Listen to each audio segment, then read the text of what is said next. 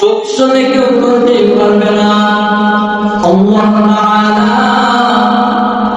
তাআলা এই কোরআন কেউ এই কোরআন বুঝতে পারবে না, কারণ কোরআনের মধ্যে বলেছে জালিকাল কিতাবুল্লাহ আমি এই কোরআনের মধ্যে কোনো নাই, কোনো শব্দ নাই।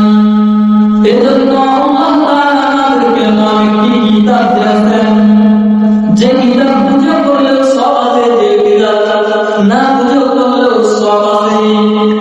দুনিয়াতে কত বই পুস্তক, কিন্তু প্রত্যেকটা বই পুস্তক বছরে বছরে বদলে, প্রত্যেকটা বই পুস্তক লেখা পড়ানোর বদলে, কিন্তু আল্লাহ তাআলা এমন একটি কোরআন নাযিল করেছেন যে কোরআনের একটা মাত্রা পরিবর্তন করার কারো শক্তি নেই, কারো বাবার শক্তি নাই। আল্লাহ তাআলা বলেন এই কোরআনকে কেউ করতে পারবে না, বা কেউ এটার মতো অন্য একটি কিতাব লিখতে পারবে না। দেখেন না আল্লাহ এরকম ভাবে কোরআন নাযিল করেছেন। এই 30 পারা কোরআনের মধ্যে 114টি সূরা আছে। অনেক অনেক কোরআনের হাফেজ আছে, দুনিয়ার মধ্যে অনেক অনেক কোরআনের হাফেজ আছে। এরকম কোনো কিতাব নাই যে কিতাবের দুনিয়ার মধ্যে কোনো হাফেজ পাওয়া যাবে। 5 লাখ কোনো কিতাব কেউ একসাথে দাঁড়ায় বলতে পারবে না, কিন্তু এত একটি দামি কোরআন আল্লাহ তাআলা অনেক মানুষের সিনার মধ্যে দিয়ে দিয়েছেন। 114টি সূরা আল্লাহ তাআলা অনেক হাফেজের সিনার মধ্যে দিয়ে দিয়েছেন। এটার মধ্যে বোঝা যায় যে কিতাবের মধ্যে নতুন নাই, কথা নাই। এমনকি ইতিহাস করলে পাওয়া যায় যে কোরআনের দাওয়াত শুনে লক্ষ লক্ষ মুসলমান, লক্ষ লক্ষ কাফের বেঈমান মুশরিকেরা মুসলমান হয়ে গেছে। ও বাবা,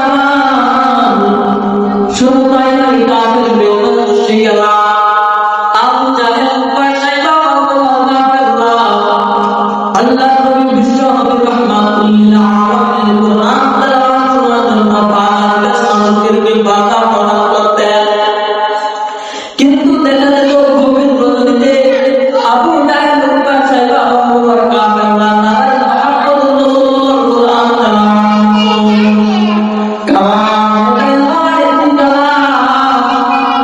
যে কালামের মধ্যে কোনো ভুল নাই, শুদ্ধ নয়। এটা তেলাওয়াত করলে এত মজা পাওয়া যায়, এটা শুনলে মজা পাওয়া যায়। ঘন্টা ঘন্টা মানুষ কোরআন তেলাওয়াত শুনে, এই কোরআনের তেলাওয়াত শুনে লক্ষ লক্ষ কাফের বেঈমান মুশরিকেরা মুসলমান হয়ে গেছে। এমনকি আবু জাহেল অনেক বড় বড় জাদুঘরকে নিয়ে আসলেন মুহাম্মদ রাসূলুল্লাহর কাছে, যে মুহাম্মদ রাসূলুল্লাহ এই মন্ত্র জারি করে, যে মন্ত্র দ্বারা মানুষদেরকে বশ করে ফেলে। আল্লাহ নবী রাহমাতুল্লিল আলামিনের কাছে এরকম অনেক বড় বড় জাদুঘর নিয়ে আসে, যে জাদুঘররা মুহাম্মদ রাসূলুল্লাহকে খতম করার জন্য আসে। কিন্তু আল্লাহ নবী রাহমাতুল্লিল আলামিনের কাছে যখন আসলেন, আল্লাহ নবী রাহমাতুল্লিল আলামিনের কোরআন তেলাওয়াত শুনে ওই জাদুঘররা বলতো, এরে আবু জাহেল, উনি তো আল্লাহ নবী, উনি তো মুহাম্মদ রাসূলুল্লাহ, জাদু যন্ত্র বানায়, তিনি তো কোনো মন্ত্র পাঠ করে না, তিনি তো আল্লাহ তাআলার কোরআন, আল্লাহ তাআলার কোরআনুল কারীম পাঠ করে। এটার মধ্যে আরো মজা দেখা যাচ্ছে যে ওই জাদুঘররা আল্লাহ তাআলার কালিমা পড়ে মুসলমান হয়ে ওই কোরআনের তেলাওয়াত শুনে।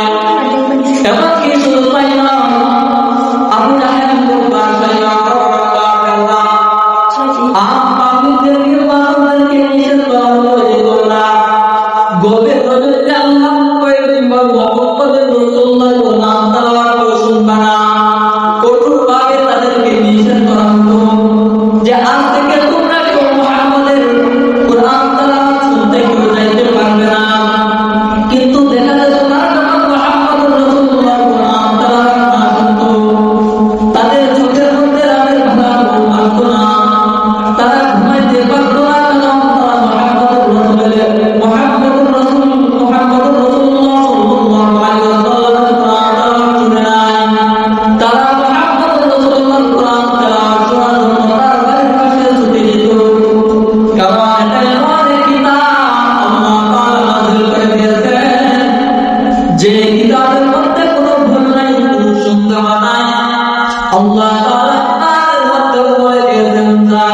কিতাব লা